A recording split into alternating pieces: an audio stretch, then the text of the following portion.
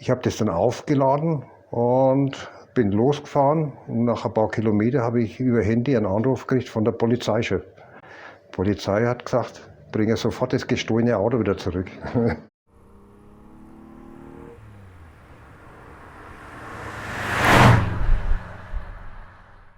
Dann habe ich gesagt, es ist mein Auto und ich bringe das auch nicht zurück. Ich fahre es in meine Garage und dort kann es auch sichergestellt werden.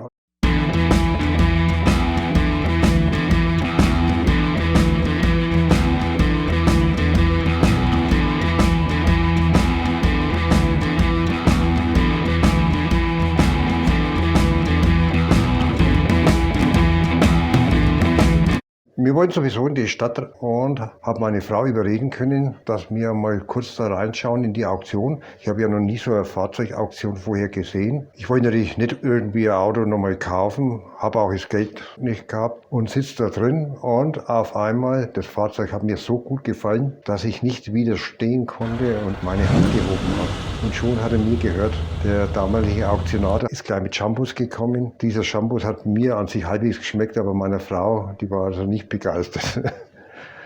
Ich muss sagen, ich habe zu dem damaligen Zeitpunkt einfach keine finanziellen Rücklagen gehabt, konnte das aber dann doch finanzieren und bin heute recht glücklich, dass ich das Fahrzeug behalten habe. Das Fahrzeug hat damals einen leichten Motordefekt gehabt, das war an sich bekannt, aber er ist gelaufen und ich habe an sich vorgehabt, den erst in einigen Jahren zu restaurieren, aber der Zeitpunkt ist dann halt doch etwas schneller gekommen. Das Fahrzeug wurde dann einmal bei so einer Bergprüfung bewiegt. Und das hat dem Ferrari gar nicht gefallen. Und einer der 12 Zylinder hat den Geist aufgegeben. Mit dem Ergebnis, der hat natürlich hinten rausgeblasen wie ein Bulldog.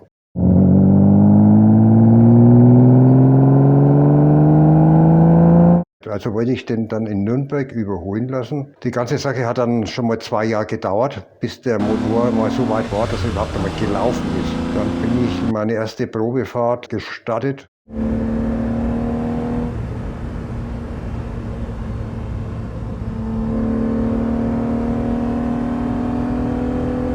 Dann so nach 2 Kilometern der Ampel halten müssen, mit dem Ergebnis, die Kreuzung, eine größere Kreuzung, war total zu genebelt. Also es war teilweise Wasserdampf, es war teilweise Öldampf und ich habe zu tun gehabt, dass ich gerade wieder zurückgekommen bin. Den Motor konnten wir also so nicht abnehmen und der war dann aber auch nicht bereit, den Motor dann nachzukorrigieren. Ich bin also zum Ergebnis gekommen, der kann es wirklich nicht.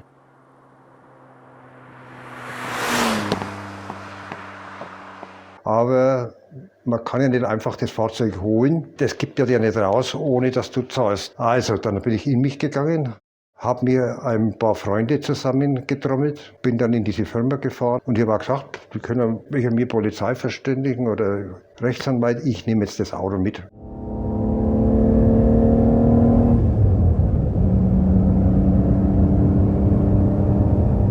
Es musste über Gericht dann Gutachter bestimmt werden. Im Beisein des Gutachters haben wir zunächst einen Probelauf gemacht. Das Fahrzeug ist gut angesprungen und der Gutachter hat dann schon gesagt, na so schlimm kann das gar nicht sein. Aber es hat halt wieder bloß ein paar Minuten gedauert. Dann war die ganze Werkstatt wieder eingenebelt. Und es war wirklich so, dass der Gutachter fast erstickt war. Der hat sich gar nicht mehr fangen können. Und dann hat er gesagt, abbrechen aus. Der Motor muss zerlegt werden. Und dann hat man bei diesen Zerlegen festgestellt, alles, was man an Motor falsch zusammenbauen kann, hat die Firma geschafft, falsch zu montieren. Also normal sind ja die ganzen Kurbelwellen und die ganzen Motorteile, die sind nummeriert. Selbst eine Laie könnte die fast zusammenbringen, zumindest in der richtigen Reihenfolge. Das Gutachten ist dann gestanden und diese Firma in München hat das Fahrzeug wieder zusammengebaut und seitdem läuft das Fahrzeug ohne große Mängel. Da war dann der Motor neu, dann gehen wir über das nächste Bauteil, das ist die gesamte Bremsanlage. Da bin ich an sich selber fit. Da ist dann wieder so gewesen, wichtige Bauteile habe ich dann überholen lassen, mit dem Ergebnis, die Teile, wo ich überholen lassen habe für viel Geld, das waren genau die Teile, die nicht funktioniert haben. Und das eine Teil, was ich gebraucht habe, war der Hauptbremszylinder. Keine große Sache an sich. Aber für einen alten Ferrari einen Hauptbremszylinder überhaupt zu kriegen, ist ein richtiges Problem. Also man hat dann so einen Bekanntenkreis, die auch solche Motoren und Fahrzeuge restaurieren und reparieren. Und die werden dann alle angesetzt und man sagt, wenn ihr so ein Teil irgendwo auftreibt, kaufen sofort. Das hat dann so ein halbes Jahr gedauert und auf einmal bin ich im Internet fündig geworden, dass der gleiche Haarbremszylinder auch in einem Bulldog drin ist und konnte das Teil ganz günstig kaufen. Und zum gleichen Zeitpunkt hat ein Bekannter von mir in Italien das Teil auch gekauft und das habe ich halt heute als Ersatz. So ein Fahrzeug ist natürlich nicht bloß ein Standfahrzeug und steht daheim in der Garage. Diese Fahrzeuge werden natürlich, oder wenigstens von mir, regelmäßig bewegt und ab und zu dürfen sie wieder in ihre Heimat nach Italien. Manche machen sowas mit Anhänger, da wird das Auto aufgeladen, aber meine Autos werden also immer auf eigene Achse nach Italien bewegt. Solange das Auto schnell gefahren wird, keinerlei Probleme, fährt wie eins. Was das Auto nicht macht, irgendwie Stau oder langsam fahren. Die Benzinleitungen haben wir sinnigerweise genau über den Auspuff verlegt und da braucht man sich nicht wundern, dass da sogenannte Dampfblasenbildung gibt. Und dann wird der Vergaser immer mit Kraftstoff versorgt. Der Motor wird immer unruhiger und irgendwann, wenn man dann an der Ampel steht oder langsam fährt, stürzt der Motor ab. Und dann ist eine Pause von mindestens 20 Minuten angesagt. Vorher springt das Auto nicht mehr an und dann läuft er wieder ganz normal weiter.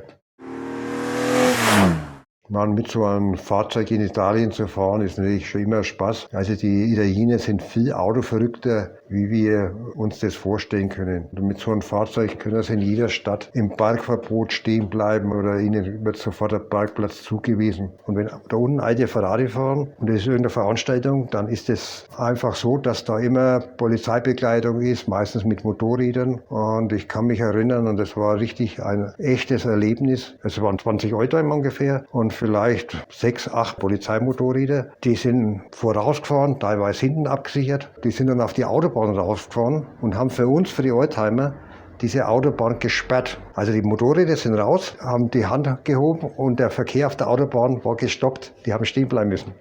Und dann ist der Bug mit den 20 Oldtimer, 1, 2 ausfahren, weiter wieder runter und erst dann dürfte jemand überholen.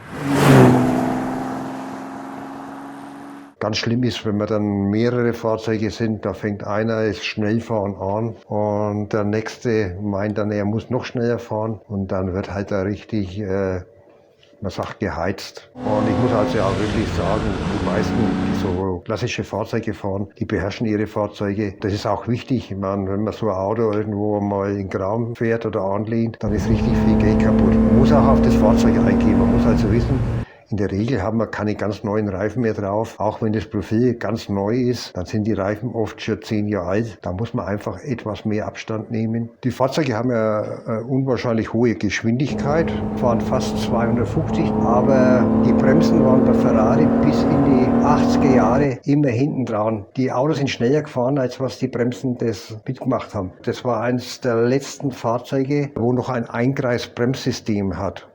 Das heißt also, wenn da irgendwo eine Kleinigkeit an der Bremse ist, dann geht's dahin. Da ist nicht ein zweites System, bis auf die Handbremse, wo das Fahrzeug noch zum Halten bringen würde. Drum muss man natürlich bei so einem Fahrzeug drauf schauen, dass die Bremsen optimal funktionieren und die habe ich tatsächlich so richtig optimiert.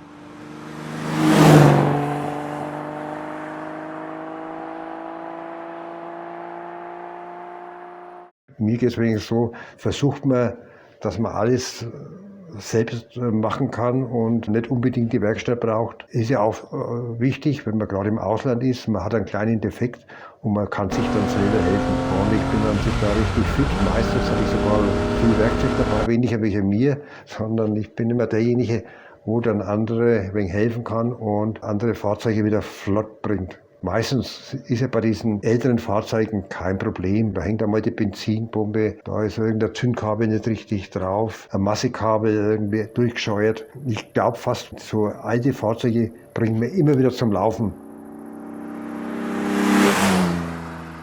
Also es ist Baujahr 63. Es war an sich das letzte Fahrzeug der 250er Baureihe mit Colombo-Motor, 12 Zylinder, ist schon immer was Besonderes, 240 PS, dementsprechend der Benzinverbrauch. Der Name Lusso leitet sich von dem Namen Luxus her und hat an sich als einziges Sportfahrzeug von Ferrari ziemlich üppige Lederausstattung. Alle anderen Sportwagen von Ferrari haben also ein klassisches Armaturenbrett aus Metall und dieser Lusso hat ein Armaturenbrett mit Leder überzogen und auch die Sitzgarnituren, alles und Dachhimmel, alles Leder. Rot sieht gut aus, macht das Auto mehr sportlich, während original war das so ziemlich dunkelblau, fast schwarz.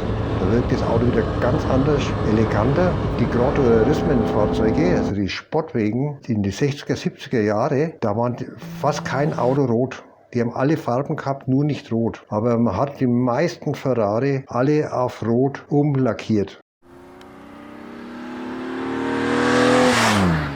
Wichtig ist immer für so ein Hobby, dass die Frau dazu passt, dass die das Hobby toleriert.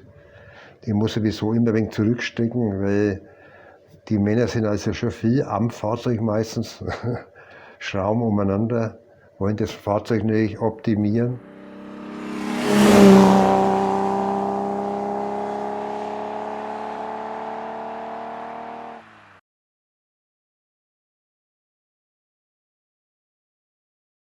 When you liked what you saw, subscribe to this channel, share this video. This is the easiest way to help my channel grow, to get more interesting car videos. I'll say thank you and till the next time. Bye.